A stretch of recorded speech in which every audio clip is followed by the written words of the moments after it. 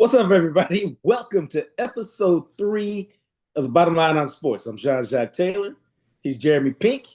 And this is a show where we like to say it creates at the intersection of sports and money because everybody loves sports and everybody loves money. What's on base tonight, bro? We got three, I think, pretty exciting topics, pretty good topics to talk about today. The first one is it's the NBA tips off this week, and they're cashing in on their new TV deal.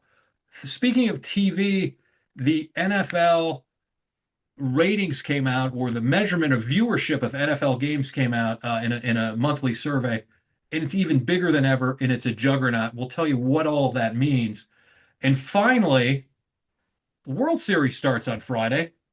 Of the top 15 highest paid players in Major League Baseball, only two are playing in the World Series.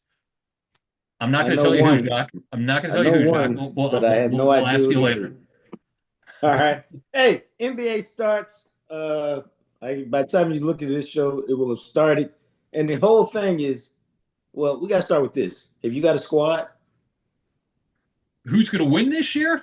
No. Who's your team? Do you follow a Oh, team? who's my? Oh, come on! It's got to be the Knicks. But do you like them or you just follow them because they're popular?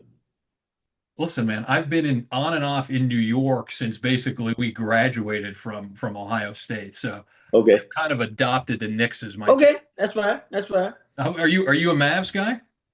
Eh, you know, I grew up with the Mavs, meaning I'm more of a Mavs guy now than I've ever been because obviously when I was covering sports and I was a columnist and stuff, it's always easier and better when the home team wins, but you can't have any kind of emotional investment in it. And I'm not really sure I have an emotional investment in it now because I've had such a cold sports heart for the last 30 years. So, But so you don't have any sympathy toward Nico Collins at all? nah. Right. Although, that's another conversation because I can see why they traded Luka Doncic. I don't agree with it, but I see why they did it. Interesting. But here's the thing. So the Mavericks are playing Wemby and San Antonio on Wednesday. But the key question is always, can you find where your team is playing? Because they got games on every freaking station known to America. Yeah. Uh, It's part of the whole new, NBA has a new media deal that kicks in this year, and it's a $76 billion deal, which is Sounds basically, like a lot of money. oh my God. I mean, just on a per team basis, just a couple of years ago, each team was getting about just under 100 million. This year, just as 2 years later, as the new deal kicks in, they're getting 143 million. There's over a 40% increase in TV rights for each NBA team. It's Okay, remarkable. let me tell you what that means. That means that I was scrolling through something or other, some news site the other day, and I saw a dude sign 5 years, 125 million. I had never heard of him. It- When it used to be when these guys signed these 9-digit contracts, it was the biggest players in the game, and you go, oh, okay, yeah, yeah, yeah. The money in the NBA is so big. I literally had never heard of this dude, and I can't remember his name now. right. And it's because there's so few players in the NBA compared to other sports, particularly the NFL. So you've got a large pot of money that's going to fewer and fewer, that goes to fewer players in the NBA as compared to the NFL. Yeah, no, it's wild. I think so. What is it? What does that infusion of money mean besides the unknown players getting 9-digit contracts? Well, it means that you've got a lot of media companies, tech companies, or those who are at the intersection of media and tech. They bid on it because the NBA is a property that is widely watched. It's a live property. It creates appointment viewing for all of these, media companies or organizations. And you've got, it's you've got ABC and ESPN. They still have the finals. You've got NBC and Peacock. And I think what's interesting, they're introducing Sunday night basketball, not dissimilar to Sunday night football, which is about 25 years old. I was actually at NBC when Sunday Really? night football started. Yeah, and Amazon Prime is also in the mix too. So you know, this is a different it's a different group of broadcasters who are putting the games on this year compared to what has been in the past. Although ESPN and ABC certainly had it last I year. think Last year as well. it's interesting. Like you say, they got basketball on Peacock, which is a subsidiary or partner or part of NBC. It's NBC. It's a streaming operation of NBC, basically. That's it. See Yeah. how succinctly you said that. Uh-huh. It's a streaming operation of NBC. But I always feel like when they're doing this, they're trying to trick me into subscribing to Peacock. And let me tell y'all something. I ain't doing it because I like the NBA. I really like the NBA. I really like the NBA because it's got a bunch of diva players. It's got a bunch of soap operas. It's almost like WWF. But I do not like it enough to pay for Peacock because there's gonna be games on Wednesdays and Fridays on ESPN, and then Sundays It's and all over the place. Thursdays. Yeah, yeah. It's and the Mavericks. I will pay to watch the Mavericks. That's enough basketball. I ain't paying for no more. Right. Well, but what's interesting is that the regional sports fees that these teams are getting, those are under threat in a lot of markets. So the teams are relying more on the broader kind of national rights fees that they're getting from the NBCs and the Amazons of the world. Now, And see, that's that's interesting because everybody wants to watch their low. I mean, you don't mind watching the NBA, the Lakers, the Knicks, Mhm. whomever, but ultimately you want to watch your hometown team unless you're a transplant and you want to watch whatever used to be your hometown team. Right. Well, it's a mix. I think it's a mix. I think the average viewer wants to watch the stars. Average viewer wants to watch Right. LeBron James. Average viewer wants to watch Luka Victor Doncic, Victor who used to Wembanyama. be in Dallas. Yeah, the Luka Doncic of the Lakers. You must know him. I mean, he's no Cooper Flag, but he should have a good year. What do you Right, right, right. what do you? I've been meaning to ask you. What do you think of Cooper Flag? How do you think he's going to do this year? I think Cooper Flag will be just fine. Cooper Flag seems to be. I don't think he's. I don't think he's going to be a spectacular player. Meaning, when I was part of a season ticket, is consortium the right word? A bunch of guys had tickets Hmm. for 2 or 3 years, and I liked it because whenever you went, Luca was going to provide you a minimum of two and maybe three or four. I can't believe this dude just did that. Hmm. Wow. Hmm. Something talk about in the car on the ride home. I don't know that Cooper Flag will do that, but I think he's a really good player, and I think the Mavericks got a really good team with a bunch of established NBA players. I expect him as a rookie, and I think these would be really dynamic rookie numbers.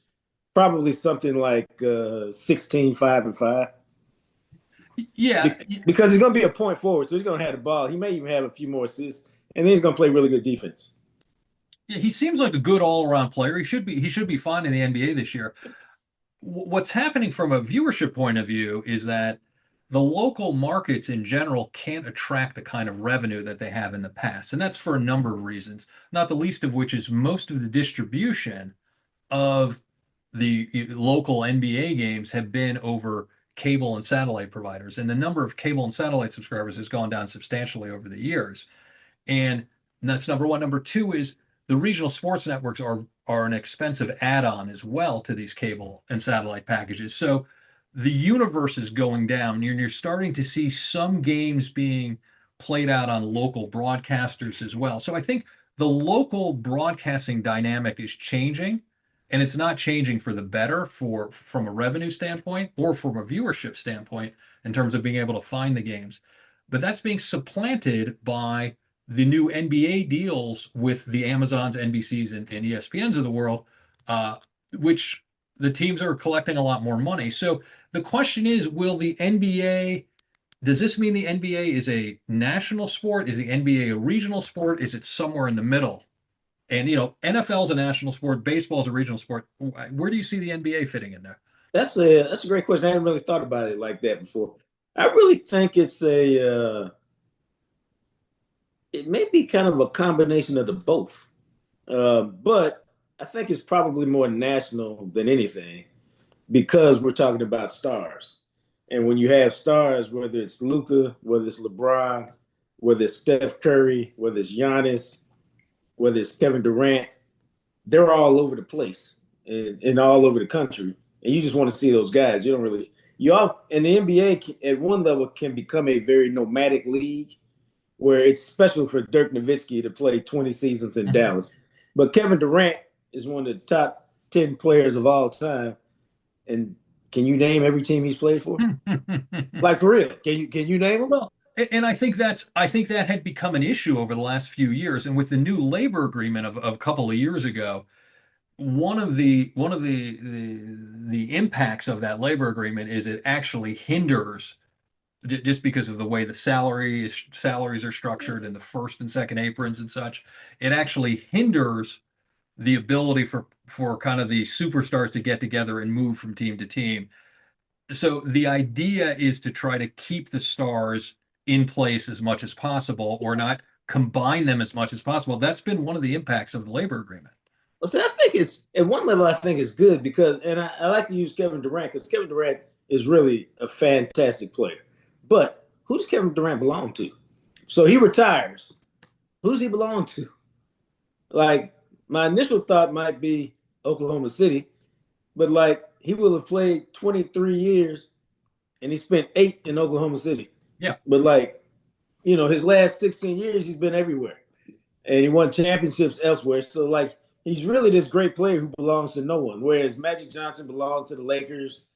Shaq, even though he started in Orlando, he belongs to the Lakers. Mm-hmm. It's just wild how we're moving into a point like Steph Curry. He belongs to Golden State, and Giannis belongs to Milwaukee. But there's so many players who are really going to be fabulous that don't belong to anybody, and I'm not sure that benefits them down the road. It's Although unclear. they may make so much money, it don't matter. Yeah, that's true. It's unclear, and I think the reality here is that I think as you start to describe it more, and it makes me think about it a little bit more. I think this has become a national sport driven by stars, and I think Yeah. the money, that the media rights are garnering for the league and for the teams is kind of a reflection of that, because that's where they're going to have to make the money. And what's interesting is if you take a look at you can call it centralized revenue, or call it, the revenue the percentage of revenue that the teams get from sort of these centralized deals, league-wide deals. Right. The percentage of revenue that teams get, that each NBA team gets from the national deals, or the league-wide deals, has gone up dramatically. It's almost half now. It's almost like 44, 45%. And to give you an idea, the NFL, which is a true national sport, that number's at around 60, 65%. So what you're starting to see is that the national appeal, I think, is reflected in those percentage numbers. And I think that's what we're seeing now. And I think one of the consequences of this as well is it's putting pressure on the local market deals, for your Mavs in Dallas, or the Knicks here in New York are a little bit different. It's a little bit a different kind of market, but for the Utah Jazz, or for everybody that's not in New York and LA. Yeah, or for the New Orleans Pelicans, they might actually have to pay places to put them on the air. So it's very it's a very the deals with the networks are playing a far, far more outsized role than they have in the past in terms of determining the how much teams make and how much players ultimately make. Last thing on this, man, before we move on, like the league has gotten so nomadic, but it's been built around stars. But KD, Steph Curry, and LeBron are about to exit within the next couple of years because they're all 37, 38, 40, whatever. Mm-hmm. Who's the next wave? And what I mean is those guys were stars in part, not so much KD, but LeBron, Steph Curry, they're stars. They got personality. Mm-hmm. Who's the next group coming in? Because like Shai Gilgeous-Alexander, he's a great player. He ain't got a personality. Mm-hmm. Luka, his game has personality, but to an audience, I'm not sure he has personality. Although he's kind of funny, but he doesn't have that personality. It only shows up in his game. Yeah, I think the issue that the NBA is going to have in the United States is that all of its good player, or it's all of its top players and top stars, are all international players. Right. And the appeal that an international player has to a U.S. audience is likely not going to be as great or as direct as an appeal that an American player might have. And what Right. you've seen is you've moved from the American players, the Steph Currys, LeBron James, Kevin Durant's of the world, being having that connection with the U.S. viewing audience, whereas the international players probably don't have as much of a connection. The only ones who I think are potentially can help move it along, but certainly not at the level of Curry or LeBron or Jokic. But Jokic is in his in his 30s now, and then I think Victor Wembanyama is also Yeah. somebody who could potentially break through. But I I think it's going to be a real issue, and you saw it with when Michael Jordan left the league. You saw the television ratings plummet and the interest in the NBA plummet. So Right. you have to figure out how to replace it. Now, there's always all this hand wringing who's going to be the next person to be the star and who's going to be the next face of the league.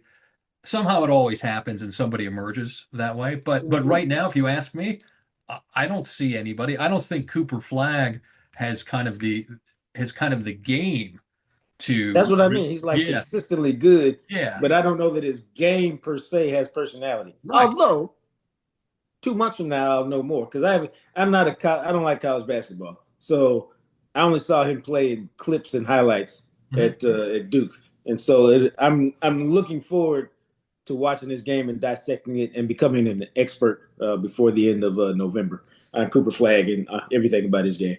Okay.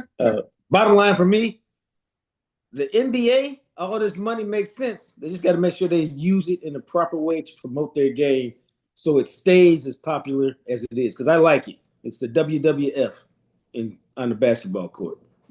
The bottom line for me, it's great that these teams got all these monies from these all this money from the contracts. Uh, but I still think the NBA, like you, is far more interesting off the court than it is on the court. Now, you told me about some report called the Gauge Report Yeah. and what it means for NFL viewing. And the only thing I thought about was I just told two more people this weekend they were dumb for not having YouTube TV because Uh-huh. they could stream it as a. Now, I wasn't talking about you, but they could stream it and they could take it wherever they went instead of being locked to a cable deal at the crib. Yeah, yeah, it's the distribution of YouTube TV can do a couple of things. It can act as a de facto cable and satellite subscription, Yes, it but does. when you move from market to market, it moves to the local games in that given market. So Right. it kind of follows you around. But you're right in that you can always watch it anywhere you are, on your app. You're not tethered to the cable box, which is tethered to your home. That's true. What's interesting about the report that you mentioned, it's something Nielsen publishes a monthly report called the Gauge. And what the Gauge does is it looks at the total number of viewing minutes of everything that people are Right. watching in any given month. And it breaks it down in a couple of different ways, but it breaks it down by, the percentage, the percentage of the minutes viewed by viewers on broadcast networks, the ABCs, CBSs, NBCs of the world, percentage of traditional cable TV networks, streaming networks, and then everything in between. Right. What's remarkable is that streaming accounts for 45% of total viewing minutes, and broadcast TV only accounts this last month of September, according to Nielsen, for about 22%.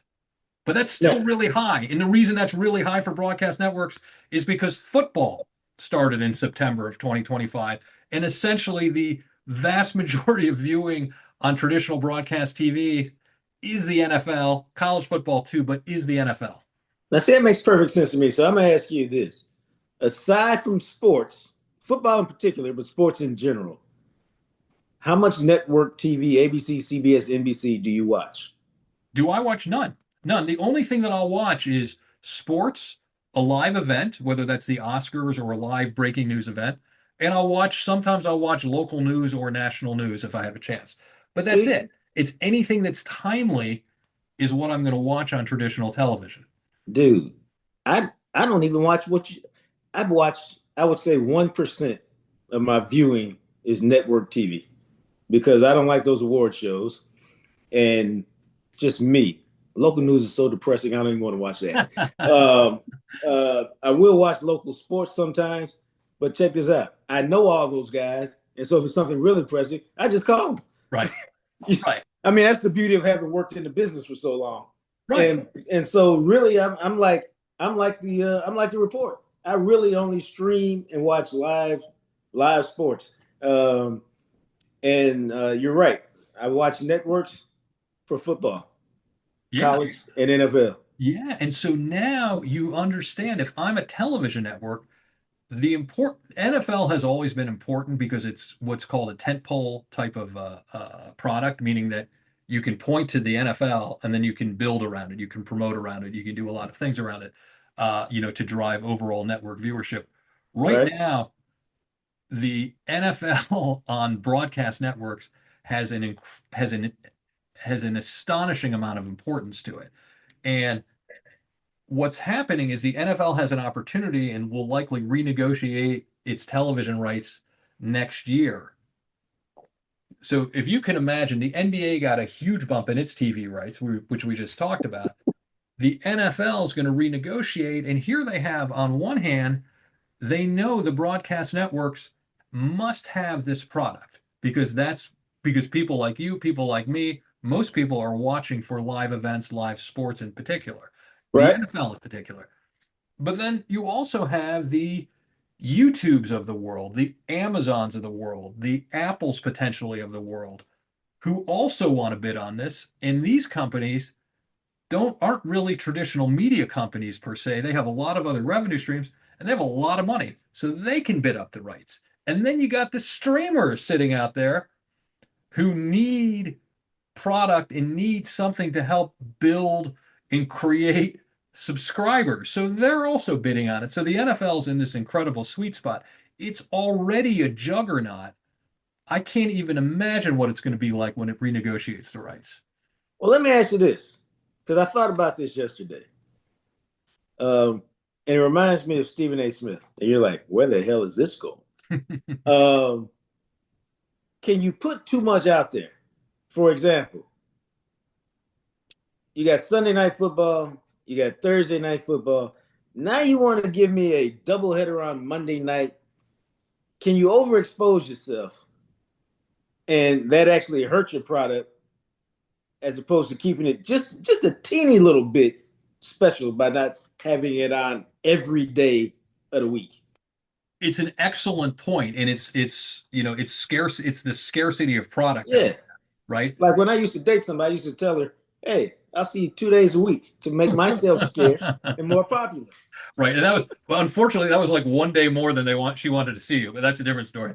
The, Right. no, but I think it's a very, very important point is that I think the NFL is pushing and pushing and pushing. And at some point, it's going to push too much, and there's going to push too much product out, and in the value of each game is going to be diminished. But that's what the NFL has that the other sports don't have is that it's a 17 game season now, 18 weeks. There's an inherent scarcity of product. But if you're doing a solo primetime game on a Thursday night and New Orleans is the Saints are playing the Jets, that's a real problem for you because you have a crappy product that you're going to put on air. Well, let me say it like this. The other night they had Atlanta and San Francisco was the second Monday night game. And I said, I just saw Atlanta on Monday night against the Bills. Bills.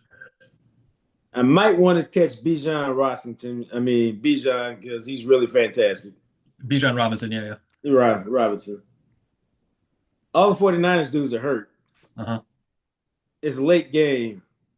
I'm gonna pass on that. Yeah.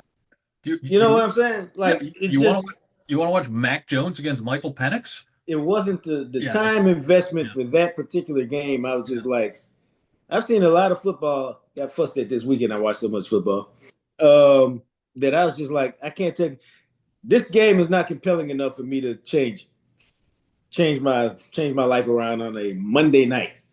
So I passed. And so I wonder if other people at a certain point, like, will just whatever the NFL game is on, I gotta watch it. And I don't really feel like that. Well, the double headers are on Monday nights, I think, end this year. So I don't think those are in the cards for the next year. So probably what and again, I don't know this for sure, but probably what you're experiencing is probably being felt by the NFL in terms of overexposure. So I think you hit the nail on the head. The scarcity of product issue is real. You have to keep it scarce enough that people want to go for every single game. Not in a game like Atlanta, San Francisco. That probably did okay in the ratings just because San Francisco is a really one of the five most Iconic followed teams. teams. Yeah, yeah. But if it was Atlanta, New Orleans, my goodness, I'm not sure you get anybody to watch that. But then again, that's probably why they scheduled San Francisco and Of Atlanta. course, of course. And they've got an old NFC West rivalry if you're of a certain age. Mhm. So I get that. Where do you think? How do you? And I'm always concerned about this. How am I going to get screwed when they renegotiate their deal? Is the Sunday ticket going to cost $200 more? You know, what are we doing? Well, ultimately, if the networks are paying more money, they're passing the cost down to the consumer at some point because they ultimately have to be profitable. Uh, so I think one of two things will happen, or probably both will happen, is that you'll probably end up paying more for the YouTube TVs or the games that are not on your traditional broadcast windows. I think you will definitely probably have to pay more for that. Right. Uh, but I also think it means that more games may go to platforms that aren't free. More games may go to Amazon, more games may go to Apple or YouTube or whoever the top bidder is going to be. And so I think you'll pay for it to consume as a consumer either by paying more for the games that you can't get but you want to see, or you may have to pay more to find paid services in order for you to watch some of the games as well. So I think that's what's going to happen to the consumer. Yeah, it seems like it's at a certain point we're moving, and I think we're moving there very rapidly now to kind of like an a la carte Mhm, experience. mhm. Um, I mean, almost literally, like I think at a certain point you'll be able to say, I want to pay $1.30 a month for TBS. I want to pay $1.20 for ESPN. I want to pay $3 for this station. I want to pay 25 cents for this one.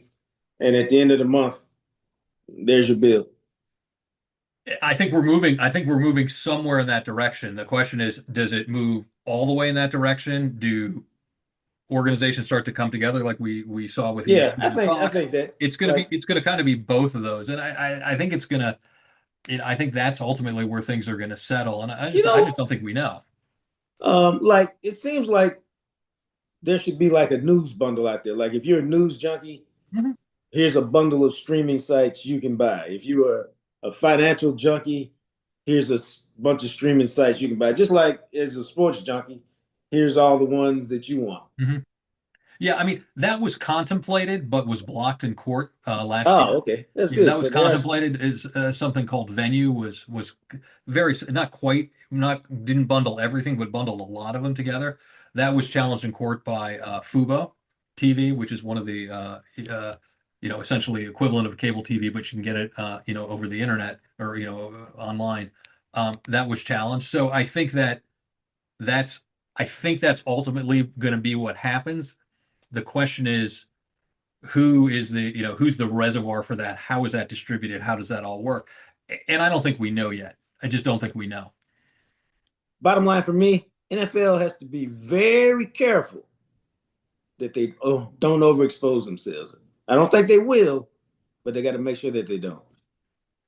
Bottom line for me is that NFL viewership and NFL interest appears insatiable right now. And I think we'll see the NFL cash in on that in a big way in the next media rights deal. It is. I love it. Even though I just complained about Atlanta, San Francisco, it brought me great joy this weekend. Uh, Speaking of that, before we move on to this baseball thing and the two highest paid players who are Mhm. still around, what's your TV setup like for watching on Sundays or Saturdays? Oh, for me, I'm boring. I have cable TV and Yes. I just flip around to channels. And that's what I do. So I'm watching as if it's 1984, but If not, yeah, you damn right you are. yeah, and it's now that I find to be what I find that to be effective, and what I often do is I figure out, okay, if I'm watching between 3 and 4 games at once, Right. particularly on college football Saturdays, Right. I would say once or twice an hour, if I'm flipping between 3 or 4 games, all 3 or 4 games are in commercial. So I actually don't miss as much as you might think because there's a lot of different commercial breaks, and there's a lot of different it's not a continuous action sport, so I can generally pick up things. Is it the most efficient thing? No.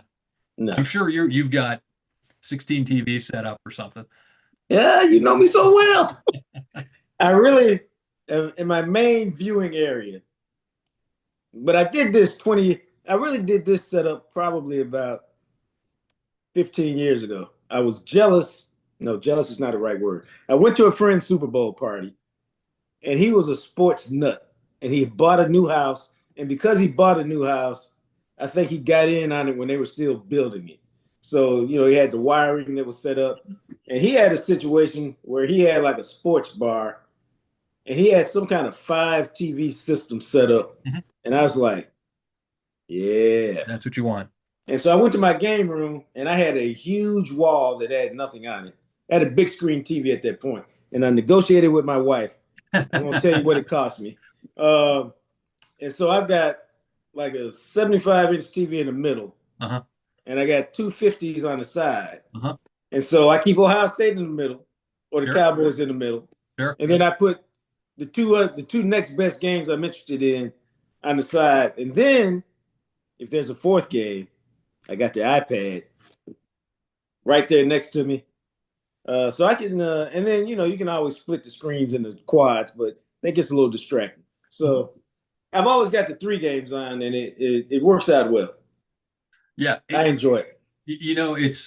I harken back to my days where I used to be, in charge of, large news organizations. And I remember one of my offices, actually a couple of my offices had, in my office, I had one giant screen in the middle. I forget Right. how big it was at the time. And then I had all the other news networks. I must have had 7 smaller, this is the time of You four know by what? three behind it. And that used to be my office for years and years and years. I forgot. I apologize. This is probably triggering for you. And that's why you don't have it like that. Exactly. That's why you like to watch it in like It's 1984. part My of bad, man. Part of it is that. Part of it is I've always had like 20 screens in my office You for just years want and to, years yeah, working TV. At home, it's just like, let me just watch one thing. Let me flip yeah. around. I don't have to, I feel so bad, man. I yeah, brought no, up the don't feel horrible bad. It's like, memories. wasn't like I was suffering. It wasn't like I ever suffered, but it was, but I think that's one of the reasons I do watch just one screen at home. No, that makes sense, man. Now we finally got to baseball. I felt so bad for Seattle. They remain one of only 5 teams that has never gotten to the World Series. Now here's why I really felt bad, man. I went to bed. I stayed up as long as I could. Between Sunday night and Monday, those were long days for me. And so the first Monday night game was over. And so I left. Okay, I got that game. It was a good game. And then I'm watching the baseball on one of my other screens, and it's 3-1 Seattle. They're going to the bottom of the 7th. And I go, I'm tapping out because I got to get up at 4:30 in the morning. And so when I wake up in the morning, I check my phone, and I've got a group chat with the guys from ESPN that I still do a lot of work with. And all I see is one word, George. And I go, what the hell does that mean? So I started scrolling through Twitter, Right. and I see George Springer is in a 3-run bomb in the bottom of the 7th. Yeah. And Toronto, not Seattle, is going to the World Series. And I was just like, damn. Yeah, it is. So I was on a plane from Los Angeles to New York last night during the game. Fancy. And I had access to I wasn't allowed to stream anything online. So Right. I had the MLB game cast up so I could Yes. see, play by play, what was kind of what was happening. So that's kind of how I found out. But I also do some work, some consulting with a Toronto sports group. You would right? not believe how big the Blue Jays story is in Toronto right now. You would not believe how big the Blue Jays are in Canada right now. It's remarkable. Now, this is all I'm gonna say. Just imagine, just imagine if the Leafs ever fulfilled their promise. You, you if you think that the Dallas Cowboys have fanatics and people who could watch and talk about the Cowboys, it has nothing on the Leafs. Imagine the Leafs. I Yeah, like the Leafs, man. these Uh, Leafs fans are what I also like because I do, as I said, I do a lot of work with the Toronto Sports Group and also with programming about the Maple Leafs specifically. The Maple Leafs fans are the most pleasant and well behaved and thoughtful, and yeah, they want to win and they get very upset, but they're not nasty. They are just, and what's interesting sometimes you'll see is that their viewership increases as the team does well, as opposed to like the New York market where viewership might increase if the team does poorly. And I don't, but it's fascinating. But what's interesting is that of the 15 highest paid players in Major League Baseball, only two have played in either the AL League Championship Series, the NL League Championship Series, or are playing in the World Series. Can you name them? okay, one has got to be Otani. Otani is right. Now, here's my choices for the second one. This is the highest paid players, right? Mhm. I was thinking Vlad Guerrero Jr., Freddie Freeman, or Blake Snell. Oh, oh. It is one of those three. Well, then I'm going with Blake Snell. That's right, because of my reaction. I am very impressed with that. I Yes. am Now, very, very impressed with that because I would have guessed Mookie Betts. But you know what? I should yeah, have guessed him. yeah, I thought those two, and then at the end, really because you said you'll never guess it, right. I thought, who's the only other good player I know whose money I hadn't considered? And I should have thought Mookie Betts, but I really thought Blake Snell. See, he's got two Cy Youngs, so he Oh, must Blake have made Snell. it. Oh my gosh, Blake Snell is going to be one of the if the Dodgers win the World Series again, Blake Snell is going to be a huge reason why. Yeah. So anyway, I'm so proud of myself. I mean, I really am. It's Yeah, but it also shows you the that's great. You should be very proud. the but it just shows you sort of the quirkiness of baseball. That dude. it just doesn't money doesn't translate often. Although I guess it is with the Dodgers, but that's just because it's such an avalanche of money that it Yeah, translates. I mean their payroll's what 700 million. Oh, it's Oh insane. no, it's not that. That's what It, Otani's making. I'm yeah, sorry. so yeah, I know their payroll's like I think they're at about I don't recall the exact like 330 something like that, 330 But mil. the problem with paying guys, and this is what I picked up from Ron Washington over the years when he was manager of the Rangers for 8 years, is it's amazing. You just have no idea what the big contract does to some guys. Some guys, it relaxes them and then they go about their business and perform. And other guys spend the rest of their career trying to prove that they're worth the money and they can't perform a lick.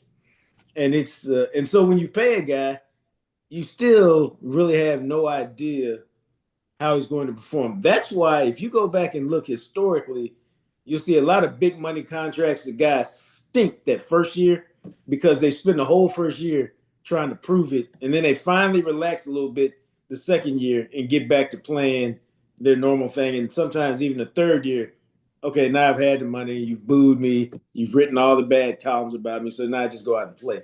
But it's wild how money, you would think it would relax you because you didn't got paid, and instead it heaps so much pressure on some dudes that they can't handle.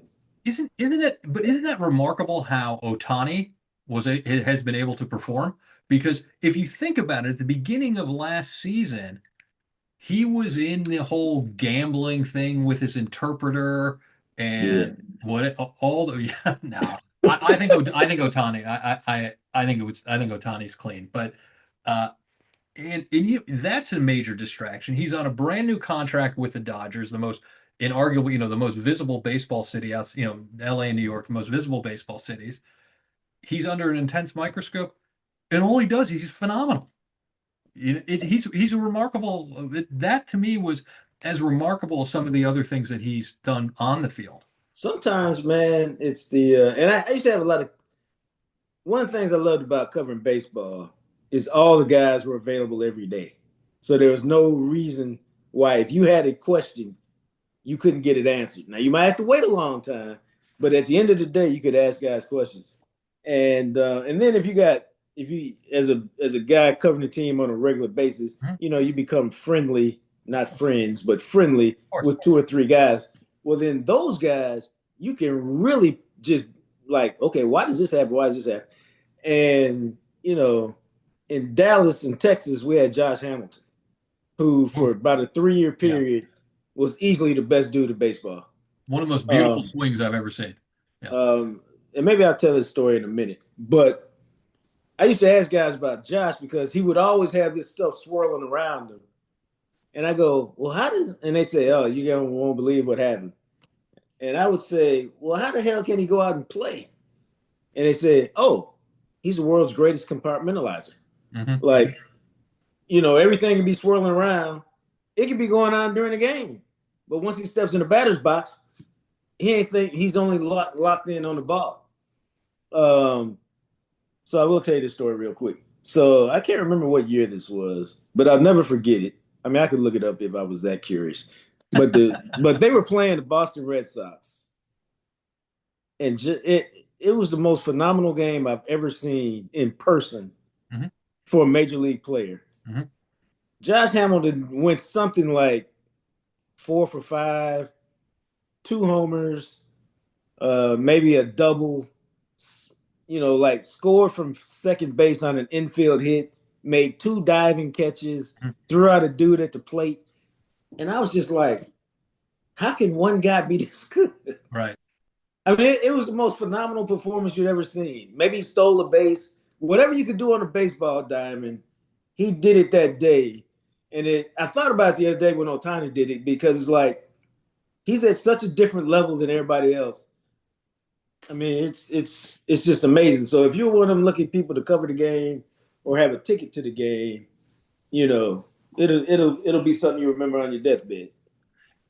That's an amazing story. In terms of access, though, you find that the access to the baseball players is far easier than the access to the football players. And is that Oh my because of, God, yes. but is that because of the players themselves, or is that because of the teams? It's the culture. Meaning, baseball culture has always been reporters hang around the ballpark all day long. It's been like that since the 20s. For 100 years, this baseball reporters for a 7:30 first pitch get to the ballpark at 3 o'clock. Hmm. That's why I couldn't stand it. So you get to the ballpark at 3 o'clock, set up your stuff, go down to the clubhouse at 3:30, go talk to the manager, go talk to various players, watch BP. Now we at 5:30. If some good team, some other team is in and you need to talk to Ken Griffey Jr. or somebody there, now you got to go talk to the manager at the other clubhouse, whatever star players over there you might need to go talk to. Now it's 6 o'clock. Now you got to go upstairs, grab something to eat, type some early notes about who's starting tomorrow and injuries and all this other stuff. Now you got to watch what used to be a 3.5 hour baseball game. Go down to the clubhouse after the game at 10:30. Go do interviews for 30 minutes. Come up and write your first story to beat deadline. Just cram it in. Once that's done, now you got 45 minutes to rewrite your next story, the good one that everybody will read tomorrow. Hmm. And you leave the ballpark at 12 o'clock. And then you make your 30-minute drive home. And in Texas, Dallas, you hope it's only 30. Maybe it's 45 or an hour. Hmm. And I say this all the time to my friends used to be like, do you think you get home and your brain just shuts down? Nope. Because you've been wired Sure. for hitting this deadline. So now Sure. you up for another hour and a half. You don't go to bed till 2 o'clock. You wake up and then the next day you do that thing again. If you cover the beat, that's why they used to call it the divorce beat. But Right. so that was a baseball schedule. So you get access to every player every day. In football, Dak Prescott talks on Thursdays for about 10 minutes. Hmm. That's the only time you talk to him. Now you may see him in a locker room, and if he feels like shooting the shit, he'll do it Hmm. for just a casual thing for 5 minutes or so. But Tony Romo's media availability, man, he would come out on Thursdays. The locker room closed at 1 o'clock. Tony Romo would come out about 12:52, 12:53, maybe 12:55. Those 5 minutes, the only time you saw Tony Hmm. Romo all week. Unless you set up something special, I got to do some really nice long story. Can I get a sit down? Hmm. Um, some NFL players typically talk once a week, Wednesday or Thursday. Basketball players talk after every game. Uh, the star, like Luka Doncic, Cooper Flag might talk after a shoot around, but once he becomes a veteran, he ain't gonna do that. Yeah, it's fascinating that the culture is what's dictating it more than anything else. Yeah, football players want to talk less. I Yeah, mean, it's amazing. yeah. And it's evolved over 30 years. Like when I was a young reporter, you used to have access to the entire. I used to say back in the day, you could outwork people because you had your locker room period, usually 1 o'clock to 1:45. They'd have meetings in the afternoon, and then if you wanted to just stay, I could say, "Hey, Troy Aikman, can I talk to you for a few minutes after your meetings?" And he'd be like, "Yeah, after meetings, I'm gonna go work out, do this and this and this. I'm probably not gonna be done until 6:30 or 7." And you could say, "Cool, I got stuff to do. I'll hang it 6:30, 6:45. He come by, knock on the media door. Hey, what you need?" Now, dude, you have the 45-minute interview period. If you try to get past into that locker room after that period, man, I'll be calling you. Hey, man, I need some bail money. Just send it to the Frisco Collin County Jail. Right. Get me out because you can't even get to the locker room. I mean, they got so much security there. You can't even get to the locker room once they usher you out. Here's my last story today. The Cowboys were back in the day were signing Leroy Glover, Pro Bowl defensive tackle. Hmm. One of my sources called. I was almost home. He called me and said, "Hey, they're about to sign Leroy Glover." I said, "Damn, okay." Made a U-turn. You got to think about this after what I just told you.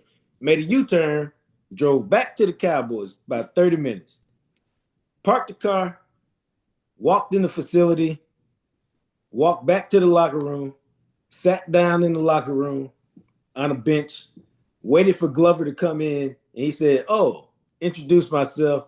He said, "Oh, I got to do one more thing before I'm done with this workout, and then I'll be back." I said, "Okay." Waited 25 minutes for him to come back. He said, "What you need?" Interviewed him for 10 minutes, left, wrote a story that broke news the next day. You could never, ever do that No, in no. today's world. Yeah, yeah.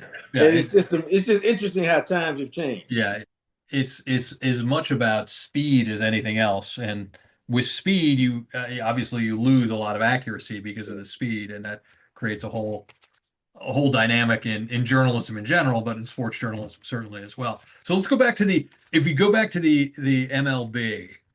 Um, what do you where are we headed with the money in the MLB? You always this is you know what, man? It's real basic for me. You always say, where can the money go? And I always say, if they're paying Otani 768 million, even if they've deferred Hmm. 760 of it, Hmm. they have it. So what must they be making if they can pay that? Right. And so in sports, this is what always happens. Owners want to institute a salary cap.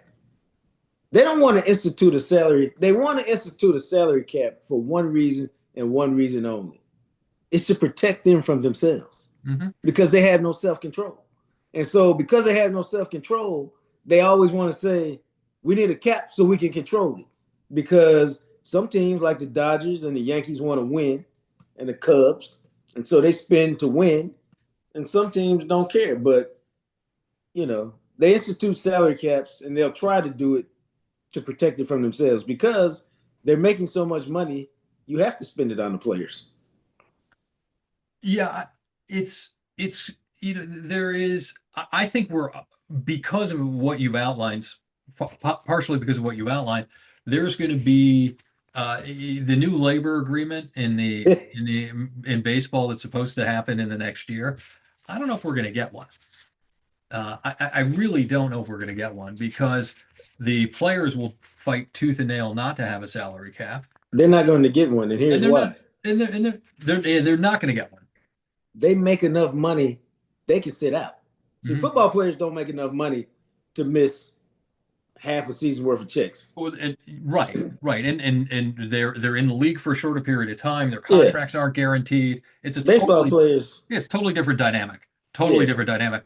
But I do think coming back to sort of the original point or original idea here is it is still the fact that only Blake Snell and Shohei Ohtani are the only two of the top 15 highest paid players to play in the league championship series or in the World Series. That's a lot fewer than I was expecting. I thought but you check it out, man. It's still a team game. You had Mike Trout and Shohei Ohtani on the same Mhm, team, true. and they were one of the worst teams in baseball. Hmm. I mean, it seems absurd. Two Hall of Famers, one team, both of them in their prime, for 4 or 5 years together, and they did nothing because it's ultimately it remains a team game. It's a pitcher's game. It Yeah, really is. It has become a pitcher's game and a 3 to 4 good hitters game. And you see that reflected in the number of players who are on a Major League Baseball roster. I think more than half now on every team are pitchers. right. And it just shows you the value of pitching in baseball, which is why you have somebody like Blake Snell who's there. You could argue that Ohtani, a huge part of his, well, not huge, but a significant part of his value is the fact that he pitches. They've got Yamamoto, who's an excellent starter. But it when it comes right down to it, the reason that the Dodgers are doing well and have been so dominant in this particular postseason is their starting pitching's been great. And if you get dominant starting pitching, that's what that's what playoff baseball is. Ohtani is their fourth starter right now, Yeah, which is which is crazy. absurd. With Ohtani throwing 100 miles an hour in the second inning of the game he played the other night, that's crazy. That's No. just that's just crazy. And that was Bottom yeah. Go ahead. bottom line for me, you got to pay to play, but that don't mean you're gonna win. Yeah, right.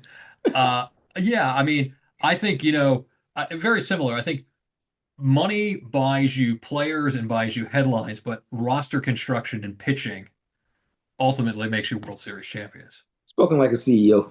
There you go. So let's talk Ohio State football. They have an off week this week. What'd you think against Wisconsin? I thought it was a really good performance. I still, so here's the thing. I have a bunch of people saying, "Oh, you guys look great. You guys look this." And so while I'm not a pessimist, I look at them from a can they win a championship perspective because one thing they haven't done is go back to back. It's one of the hardest things to do in college football. Mhm. And so I try to figure out, okay, who can beat them and why?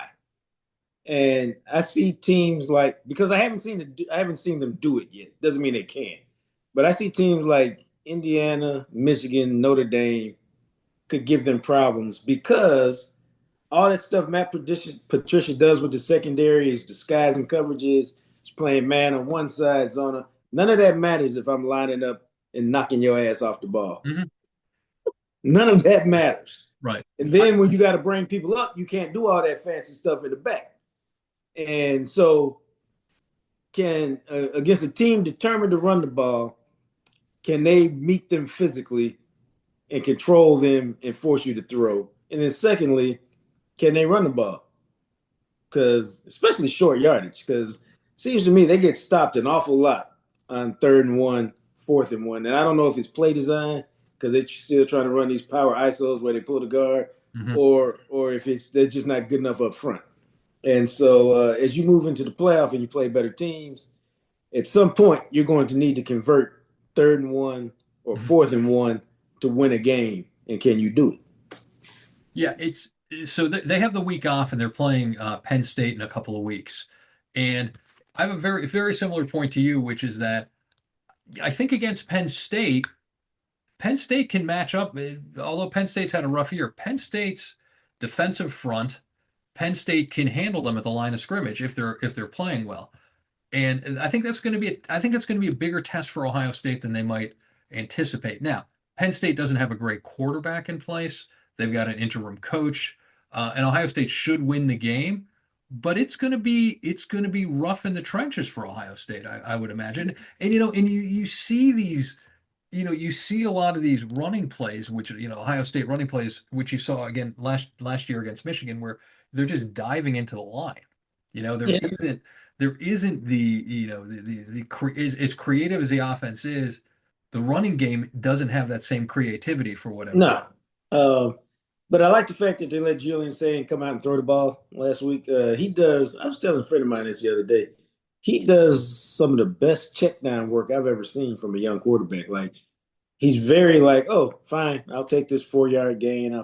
Take this 5 yard gain. And I think they've designed the passing game so he's always got an outlet. Like if you don't like what you see, boom, there's an outlet. Hit him there, and that's why he's completing. I looked up. He was 16 or 17 last week. It was insane. What I think what where he demonstrates a very mature characteristics when he passes, in that his ball placement is Yes. NFL level ball placement from what I can see. It is amazing how he's not just accurate, but he actually places the ball. You rarely see a receiver, doing what's one of those, hospital plays where, he's Right. he's gonna, get busted on, over the middle because the quarterback, has thrown the ball in the wrong spot. He's not doing that. He's not taking major risks on, downfield passing. He's putting the ball where it needs to be, where his receiver can make the play, or otherwise, the defender can. Uh, that has been, pretty remarkable to see from him. However, he hasn't been hit in the mouth yet. You know, True. the team hasn't really trailed much this year. They haven't, that No, but they've had enough. it's been okay. Let me ask you this way: did you ever think in any game that Ohio State played this year they had any chance of losing? I never once thought that in any game the Oh, I entire. thought they had a chance to lose the Texas game at a certain point. Did you? Because I didn't think Arch was going to stink the entire game. I thought at some point he'll figure something out. And then they played so conservatively that game that they were always around. Um, so I think I think they're obviously one of the top teams in college football. I don't I don't subscribe to the theory that they're here and everybody else is No, I not don't believe here. that. I don't believe that either. I just don't think Like, they've been tested at all. I yeah, think the well, game. So I think the game plan against Texas was. I think Ryan Day was probably watching the game and going, "Oh, our, we don't really need to do much because Arch is not going to you do know what? anything against us." I think that's a little bit, and I'm not really mad at it. I think that that's a little bit of how they play. They're like, our defense is really good. If we just make you earn everything, and we just do what we normally do, it's going to be hard for you to beat us. I agree with that. Um, and so, I think what's good about them is they remain a work in progress. We've seen other Ohio State teams that you thought, on hindsight, may have peaked too early, Mhm. may have played their best football too early, and then had nothing left. I think this is a team that's continuing to move forward and get a little bit better every week because it's a playoff. At some point, you're gonna have to deal with Georgia or Alabama or Oregon or Indiana, and you just want to make sure that you're ready to play your best football when that moment comes. But they're really good, and they're really good on Yeah, defense. yeah. I tend to agree with almost all of that. I think that it almost looks like they're kind of practicing certain things in each game. It No, I doesn't look think like they are. Yeah, and it doesn't look like they've ever been really, I don't believe they don't look as if they've ever felt as if they've been seriously challenged in any game. Yeah, I know that it was tight against Washington in the first half, but it was probably clear that Washington couldn't move the ball on them. They just couldn't. yeah, They yeah. couldn't move the ball, and and so I look at Well, here's the other thing. I don't trust the kicker. And at some point in the game, you're going to need the kicker to make a kick. Mhm. So, and I don't trust the punter. At some point, you might need, can you just get me a 50-yard punt Mhm. and flip the field position? Now, you're nitpicking, but when you're talking about playing the best teams in college football, that's where games are won or lost. Mhm. I'll tell you, the team that I think is scary is Notre Dame. I think Yeah. no, I think Notre Dame's going to win out. I think their quarterback is good. I think that they are, 4 points away from being undefeated. They're going to win out the rest of their games. They beat my daughter's USC team this weekend, which was sad, but they were clearly a better team. Uh, I think if they win out because they're Notre Dame, I think they'll make the playoff. Oh, yeah, they'll And make the I play. think and I think they're going to do some real damage in the playoff. I also think that I got to tell you, I think watching Michigan the last couple of weeks, they look dangerous to me. I think Bryce Underwood looks good. I think the line looks good. They look like a dangerous team to me. Yeah. Now I don't know about their coaching right now. Their coaching doesn't seem to be uh, Right. as good as it normally has been, but you know they have a pretty talented quarterback who's getting better every week. I think they're gonna. I think we could be set up for a game at the end of the year where if Ohio State wins, they go unbeaten and they go play for the Big Ten championship. They may play for the Big Ten championship anyway, but Michigan might need that game in order to qualify for the playoff. So I actually think that's going to be a huge game this year, as always. Yep. I'm looking forward to it. You know, You know, they've beaten us a lot lately. So, well, as I tell everybody, whenever I work with a lot and spend time with a lot of people from Michigan, what I say to them all the time is Michigan's had fewer victories this century against Ohio State than they've had cheating scandals. That's the way I look at it. So, um, I like that. right. But one thing to note is that one of my friends just texted me earlier today that Ohio State basketball signed a top recruit, a guy named Anthony Thompson, Yeah, I saw that. and he was debating between Ohio State and Indiana. So, are we looking at sort of a role reversals? Are we in bizarre world now where Ohio I think State's a so. basketball school and Indiana's a football school? Hey, man, I haven't watched Ohio State basketball in about 3 seasons. I'd like to get back to watching it, and now they've signed him next year. I'll watch him. I haven't seen anything to watch him this year. Okay, bottom line on the Buckeyes for you. Hey, we're still making marks to get better, and that's a good thing. We haven't peaked too soon. Bottom line for me, I think they're practicing, and let's hope practice, as I say, let's hope practice makes perfect as we head to the end of the year. All right, he's Jeremy P. I'm Jean-Jacques Taylor. Until we chat again, keep your eye on your sports and your money because we love them both. All right, that's great. And remember to subscribe, and you can find us on YouTube, you can find us on Spotify, Apple Podcasts, you can find us anywhere. So thanks a lot for joining us, and we'll see you next week.